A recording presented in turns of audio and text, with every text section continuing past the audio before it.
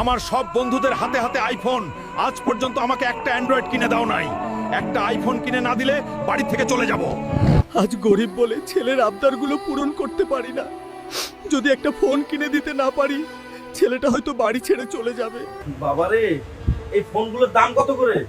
চাচা, এগুলো মোবাইলের তো অনেক দাম। এটা নিতে হলে আপনাকে 2 লাখ টাকা দিতে হবে। মহাজন, আপনার এখানে আমাকে একটা কুলির কাজ দিবেন?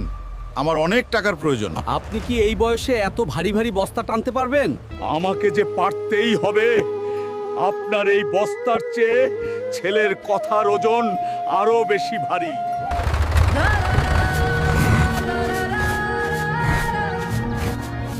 চাচা, কি হয়েছে আপনার? সবাই একটু ধরো, চাচাকে হসপিটালে নিতে হবে। জানিস স্পাইডি, সেদিন তো বাবার সাথে আইফোন কিনে দেওয়ার জন্য অনেক রাগারাগি করছি। এইবার মনে হয় ফোনটা কিনে দিবে, বোঝা যাচ্ছে। তাই নাকি? জলদি চল রে হালকা, তোর বাবা হসপিটালে ভর্তি আছে। বলেন কি চাচা? হঠাৎ বাবার কি হলো? ডাক্তার সাহেব, আমার বাবার কি হয়েছে?